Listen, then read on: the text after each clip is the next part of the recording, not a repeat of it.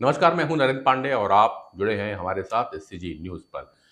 2014 में नरेंद्र मोदी की सरकार बनती है और सत्ता में आने के बाद मोदी को यदि किसी नीति में सबसे ज्यादा प्रशंसा मिली तो वो है उनकी विदेश नीति। विदेशों में उनकी बैठकों में भारतीय प्रवासियों की बड़ी संख्या ने संयुक्त राज्य अमेरिका, ब्रिटेन और ऑस्ट्रेलिया के नेताओं को भी काफी प्रभावित किया है।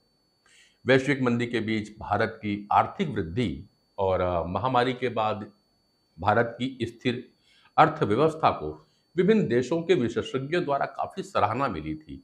लेकिन पिछले कुछ दिनों में जो असफलताएं मिल रही है उस कारण पर्यवेक्षकों को अब आश्चर्य होने लगा है कि क्या नरेंद्र मोदी सरकार अब उस क्षेत्र में लड़खड़ा रही है। कूटनीतिक हलकों में सवाल उठने लगे हैं कि क्या अब वह चमक खत्म हो रही है। यह पहली बार है जब मोदी की विदेश नीति पर सवाल उठाए जा रहे हैं।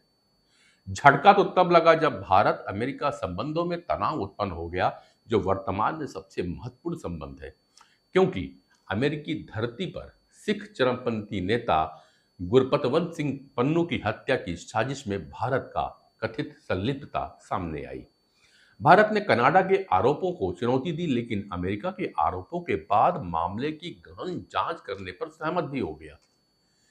मोदी की मास्को यात्रा शायद इसी पृष्ठभूमि में हुई थी। प्रधानमंत्री के रूप में यह उनकी लगातार तीसरी अवधि की पहली द्विपक्षीय आधिकारिक यात्रा थी। लेकिन यह यात्रा अमेरिकी राष्ट्रपति जो बाइडेन द्वारा वाशिंगटन में यूक्रेन के लिए उत्तरी अटलांटिक संधि संगठन के 75वीं वर्षगांठ मनाने और रूस को अलग थलग करने के उद्देश्य से आयोजित शिखर सम्मेलन के दौरान हुई। यह कहना मुश्किल है कि मोदी की मास्को यात्रा गलत समय पे हुई थी या जानबूझकर यह दिखाने के लिए की गई थी कि भारत की विदेश नीति की प्राथमिकताएं अमेरिका द्वारा तय नहीं की जाती।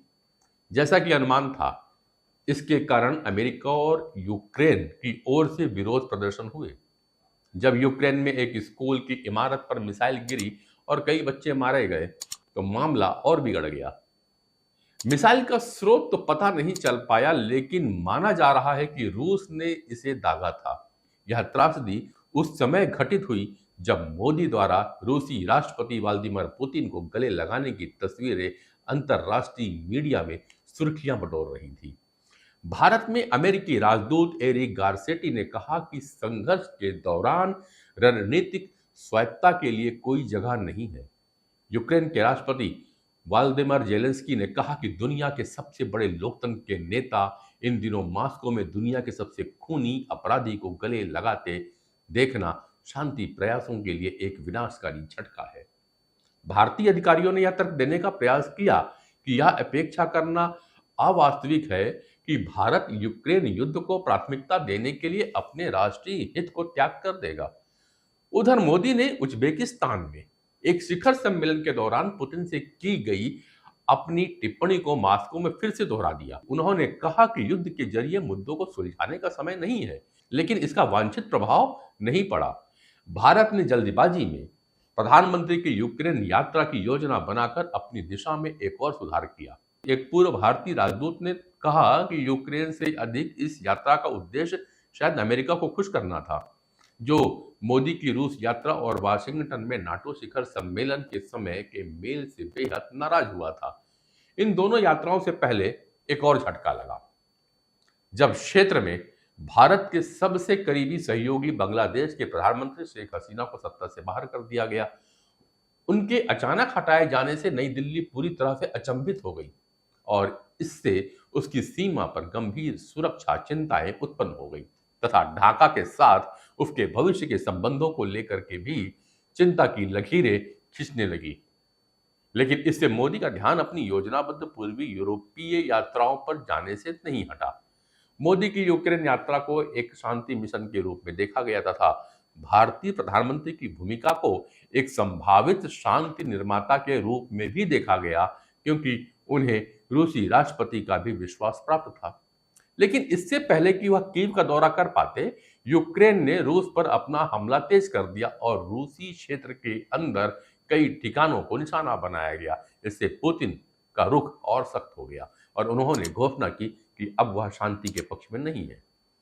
कीव में बैठक समाप्त होने के तुरंत बाद जेलेंस्की ने मोदी द्वारा वार्ता के दौरान रखे गए सभी प्रस्तावों को भी खारिज कर दिया, जिसके कारण भारतीय टिप्पणीकारों ने उन्हें यूक्रेन में शांति के बारे में मूर्ख बचकाना और कपटपूर्ण बताया। हालांकि यूक्रेन में मोदी के असफल शांति मिशन को उचित ठहराने के लिए जो भी बातें कही जा रही है, उनसे इतर भारत की विदेश नीति में हाल की असफलताओं से उत्पन्न एक बड़ा सवाल जल्द शांत होने वाला तो नहीं लगता। विदेश मंत्री एस जयशंकर ने भी गत दिनों माना कि भारत के सामने चीन की समस्या है और एक चीन की समस्या एक विशेष चीन की समस्या है। वास्तविक नियंत्रण रेखा पर 4 साल से चल रहा सैन्य गतिरोध और द्विपक्षीय संबंधों की स्थिति, चीनी निवेश की जांच और ऐतिहासिक उपायों की मांग अब उठने लगी है। बता दें कि अप्रैल मई 2020 में एलएसी पर गतिरोध शुरू होने के बाद दोनों एशियाई देशों के बीच संबंध 6 दशक के निचले स्तर पे आ चुके हैं। जयशंकर ने कहा कि भारत के सामने एक चीन समस्या है, एक विशेष चीन समस्या है जो दुनिया के सामान्य चीनी समस्या से बिल्कुल अलग है। चीन के साथ व्यापार, निवेश और विभिन्न प्रकार के आदान प्रदान से निपटने के दौरान बुनियादी बातें अब पटरी से उतरने लगती है। मुद्दा यह नहीं है कि आपके पास चीन से निवेश है या नहीं, इसका जवाब हाँ है या नहीं, या जांच का उचित स्तर क्या होना चाहिए, आपको इसे कैसे संभालना चाहिए। भारतीय उद्योग परिसंघ अर्थात सीआईआई के वार्षिक व्यापार शिखर सम्मेलन में बोलते हुए उन्होंने कहा कि व्यावसायिक प्रस्तावों में राष्ट्रीय सुरक्षा एक संवेदनशील है और इसका मूल्यांकन समय समय पे किया जाना चाहिए। अब मोदी गठबंधन की सरकार है, कितना और कैसा मूल्यांकन होगा इस पर सबकी नजर रहेगी।